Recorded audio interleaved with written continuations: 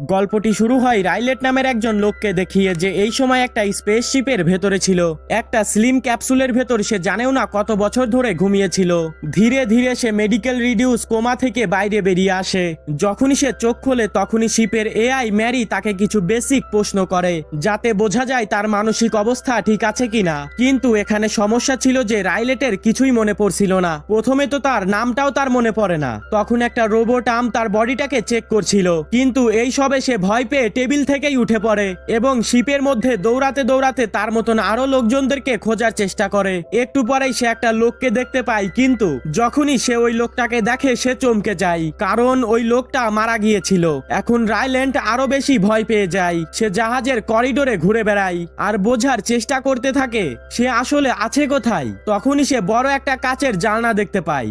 যখন সে বাইরে দেখে তখন সে বুঝতে পারে সে তো আসলে স্পেসে রয়েছে। এইটা দেখে সে পুরোপুরি অবাক হয়ে যায়। সে আশেপাশের মেশিনগুলো দেখে এবং একটা আজব জিনিস লক্ষ্য করে। সে তো আসলে জানেও না এই মেশিনগুলো চালায় কিভাবে। তখন সে মনে মনে ভাবে সে হয়তো নিশ্চয়ই একজন সায়েন্টিস্ট হবে। এর পরের রুমটা তো তাকে আরো বেশি ইমোশনাল করে দেয়। সেখানে বড় বড় স্ক্রিনের ওপরে পৃথিবীর সুন্দর দৃশ্যের ভিডিও চলছিল। ওই ভিডিওগুলো তাকে মনে করিয়ে দেয় সে কতই না দূরে চলে এসেছে। সে পরিষ্কার কাপড় চোপড় পরে এবং জাহাজের এআই ম্যারি তাকে বলে, তুমি তোমার ডেইলি ডায়েরি রেকর্ড করা ধরো, এতে তোমার মানসিক অবস্থা অনেক ভালো থাকবে। কিন্তু রাইলেট তখন বলে, আমাকে ক্যাপ্টেনের সঙ্গে কথা বলাও। তখন ম্যারি তাকে বলে, তুমি বাদে এই স্পেসশিপের আর কোনো ক্রু মেম্বার বেঁচে নেই, শুধু তুমি একাই বাঁচতে পেরেছো। এটা শুনে রাইলেট ম্যারিকে বলে, তুমি শিপটাকে ফিরিয়ে নিয়ে চলো, আমি যেতে পারবো না যেখানে যাচ্ছে এই স্পেসশিপ। কিন্তু ম্যারি বলে এই কমান্ড সিস্টেমকে দেওয়া হয়নি। তখন রাইলেট স্ক্রিনের ওপরে সূর্য দেখতে পায়। এই জন্য সে ভাবে হয়তো সে এখনো সোলার সিস্টেমেই রয়েছে। এই জন্য সে পৃথিবীতে মেসেজ পাঠানোর কথা বলে, কিন্তু ম্যারি তাকে বলে একটা মেসেজ পৌঁছাতে 12 বছর সময় লাগবে।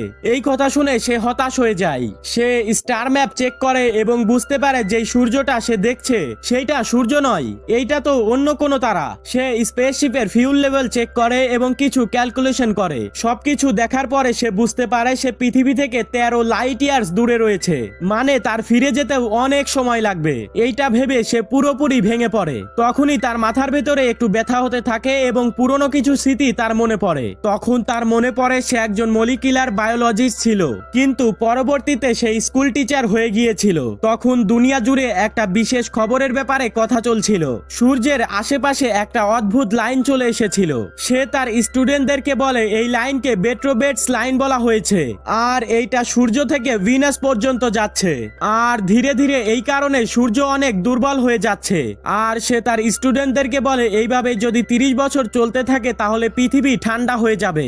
একটা স্টুডেন্ট ভয় পেয়ে বলে, তাহলে পৃথিবী কি ধ্বংস হয়ে যাবে স্যার? তখন রাইল্যান্ড তার স্টুডেন্টদেরকে বলে পৃথিবীর বেস্ট সায়েন্টিস্ট সলিউশন বের করার চেষ্টা করছে। 30 বছরের আগে কিছু না কিছু তো ঠিক হয়েই যাবে।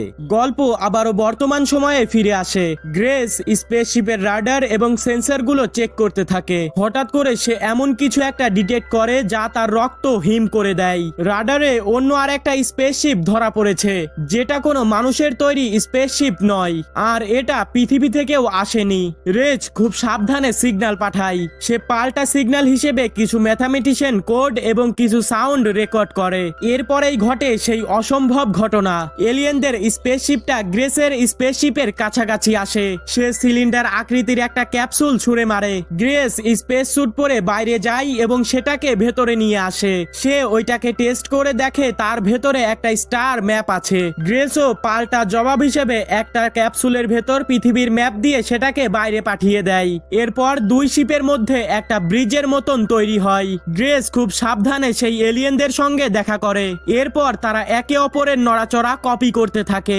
এভাবেই আস্তে আস্তে তাদের মধ্যে একটা অদ্ভুত বন্ডিং তৈরি হয়। গ্রেস তার নাম রকি রাখে, কারণ তাকে দেখতে অনেকটা বাদুড়ের মতোই লাগছিল, আর তার শরীরটা ছিল মাকড়সার। রকি কোনো হিউম্যানয়েড নয়, তার বায়োলজি আমাদের থেকে পুরোপুরি আলাদা। সে এরিন নামের একটা গ্রহ থেকে এসেছে, যেখানকার বায়ুমণ্ডল অনেক বেশি উড়ু আর অ্যামোনিয়ায় ভরপুর। তার কোনো চোখ নেই। সে সাউন্ড ব্যবহার করে চারপাশের পরিবেশ দেখে। তাদের কমিউনিকেশন শুরু হয় একদম বেসিক ম্যাথ, প্রাইম নাম্বার আর ফিজিক দিয়ে। রিচ তার ল্যাপটপ এবং সেন্সরগুলো মডিফাই করে একটা সাউন্ড ট্রান্সলেটর বানিয়ে ফেলে, যেটা শব্দের ক্লোনগুলোকে ইংলিশে ট্রান্সলেট করে দেবে। রকিও খুব দ্রুত মানুষের কনসেপ্ট কনসেপ্টগুলো শিখতে শুরু করে। এরপরেই আসে মুভির সব থেকে বড় টুইস্ট। রকি গ্রেসকে জানায় যে তার গ্রহ এরিডো মারা যাচ্ছে, তাদের স্টার কিউ এই একই স্টোফেজ শেষ করে দিচ্ছে।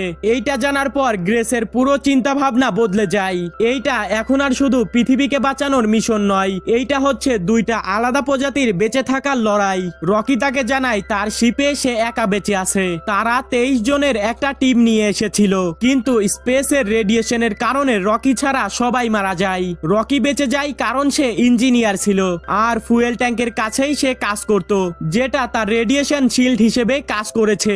যাই হোক, দুই ভিন্ন গ্রহের দুইটি আলাদা প্রজাতির সায়েন্টিস্ট একসাথে কাজ করতে শুরু করে। তাদের মধ্যে এই সায়েন্টিফিক কোঅপারেশন ধীরে ধীরে একটা পিওর আর জেনুইন বন্ধুত্বের রূপ নেয়। তারা স্টার সিটি অ্যাস্ট্রোফেজগুলো স্টাডি করতে শুরু করে দেয়। এক সময় তারা একটা বিশাল ব্রেক থ্রু পায়। তারা অ্যাড্রোয়ান নামের একটা গ্রহ খুঁজে পায়। তার বায়ুমণ্ডলে এমন এক ন্যাচারাল খাদক আছে যা এই অ্যাস্ট্রোফেজগুলোকে খেয়ে ফেলে। তারা এর নাম দেয় টাউমি বার্ড। এই প্রথমবারের মতো তাদের মনে আশার আলো জাগে, কিন্তু স্পেসের এই মিশনে কোনো কিছুই আসলে সহজ নয়। তারা স্যাম্পল কালেক্ট করতে গিয়ে একটা বড় ভুল করে ফেলে। অ্যাড্রিয়ানের ভয়াবহ গ্রাভিটির কারণে গ্রেসের স্পেসশিপ চরম ড্যামেজ হয়। গ্রেস অজ্ঞান হয়ে যায়। তখন রকি নিজের জীবনের মায়া ত্যাগ করে সে সেফ জোন থেকে বেরিয়ে এসে গ্রেসকে বাঁচায়। রকি অক্সিজেনের সংস্পর্শে মারাত্মকভাবে পুড়ে যায়, কিন্তু সে তার বন্ধুকে ঠিকই রক্ষা করে। তারা সফলভাবে স্যাম্পল কালেক্ট করে।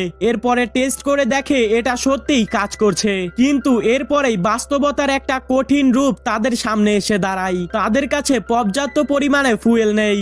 দুজনের কাছেই যার যার গ্রহে ফিরে যাওয়ার মতন অবশিষ্ট ফুয়েল নেই। এই পর্যায়ে এসে আমরা গ্রেসের ভেতরে লড়াইটাকে পুরোপুরিভাবে দেখতে পাই। মুভির পুরো অংশ জুড়ে সে বিশ্বাস করত সে এখানে আসতে চায়নি। তখন ফ্ল্যাশব্যাকে আমরা দেখি যখন অরিজিনাল টিম মারা যায়, তখন স্ট্র্যাক রিচকে এই মিশনে যাওয়ার জন্য ফোর্স করেছিল। রিচ তখন ভয়ে পিছিয়ে যেতে চেয়েছিল, সে মরতে চায়নি। স্ট্রেট তাকে জোর করে অজ্ঞান করে এই মিশনে পাঠিয়ে দিয়েছিল।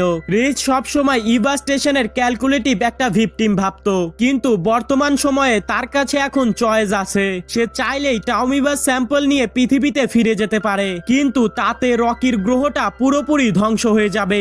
অন্যদিকে সে যদি রকিকে তার গ্রহে ফিরে যেতে সাহায্য করে, তাহলে গ্রেস হয়তো আর কখনোই পৃথিবীতে ফিরতে পারবে না। সবচেয়ে বড় ব্যাপারটা হলো এবারে তাকে আর কেউ ফোর্স করছে না, এবারে ডিসিশনটা পুরোপুরি তার নিজের। তখন হঠাৎ করেই রকির স্পেসশিপে বড় ধরনের একটা সমস্যা দেখা দেয়। টাউমিবানগুলো মিউটেশন করে রকির স্পেসশিপের জেনুইন গুলো খেতে শুরু করে। এতে রকির শিপের ফুয়েল দ্রুত শেষ হতে শুরু করে। রকি মেনে নেয় এটাই হয়তো তার শেষ, কিন্তু এই মুহূর্তে গ্রেস এমন একটা সিদ্ধান্ত নেয় যেটা মুভির শুরুতে তার চরিত্রের সঙ্গে একদমই মেলে না। সে টাউমিবার ক্যাপসুল এবং ডেটা সবগুলো ছোট ছোট ক্যাপসুলে করে পৃথিবীতে পাঠিয়ে দেয়। এরপর সে নিজের স্পেসশিপ ঘুরিয়ে রকিকে বাঁচানোর জন্য ছুটে যায়। গ্রেস কিন্তু এই কাজটা এই জন্য করেনি যে কেউ তাকে ফোর্স করছে, সেটা করেছে কারণ এটাই সঠিক ছিল। একজন মানুষ যে মুভির শুরুতে মৃত্যুর ভয়ে কাঁপছিল, সে এখন স্বেচ্ছায় অন্য একটা সভ্যতাকে বাঁচাতে নিজের ঘরে ফেরার রাস্তাকে চিরতরে বন্ধ করে দেয়। সে তার সমস্ত রিসোর্স ব্যবহার করে রকিকে তার গ্রহে পাঠানোর জন্য ব্যবস্থা করে দেয়। আর সব থেকে ইমোশনাল বিষয় হলো রকি একবারের জন্য গ্রেসের কাছে এই সাহায্য চায়নি। সে ঠান্ডা মাথায় নিজের নিয়তিকে মেনে নিয়েছিল, কিন্তু গ্রেস এখন শুধু লজিক নিয়ে চলে না, সে এখন চলে বন্ধুত্বের টানে। সব শেষে আমরা দেখি সবকিছু আর আগের মতো হয়নি, কিন্তু সার্ভাইভাল তো আর নিয়ম মেনে হয় না। বেশ কয়েক বছর পার হয়ে গেছে। পৃথিবীতে ইভা স্ট্র্যাট অনেক বয়স্ক হয়ে গেছে। সে গ্রেসের পাঠানো ডেটাগুলো দেখেছে। পৃথিবীর আকাশ আবারও পরিষ্কার হয়ে গেছে। সূর্য আবারও আগের মতোই আলো দিচ্ছে, মানে প্রজেক্ট হেল ম্যারি সাকসেসফুল হয়েছে। পৃথিবী বেঁচে গেছে। অন্যদিকে আমাদের হিরো গ্রেস রকিকে বাঁচিয়ে তার গ্রহে চলে গেছে।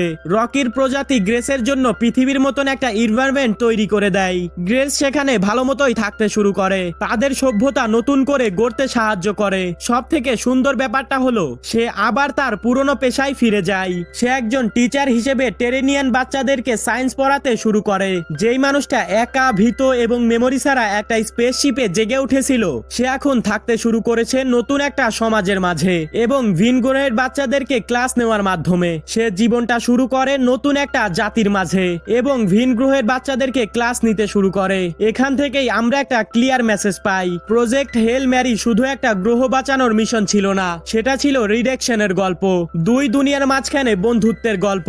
তো বন্ধুরা, কেমন লাগলো আজকের ভিডিওটা যদি ভালো লেগে থাকে তাহলে অবশ্যই লাইক করে চ্যানেলটাকে সাবস্ক্রাইব করে রাখতে পারো।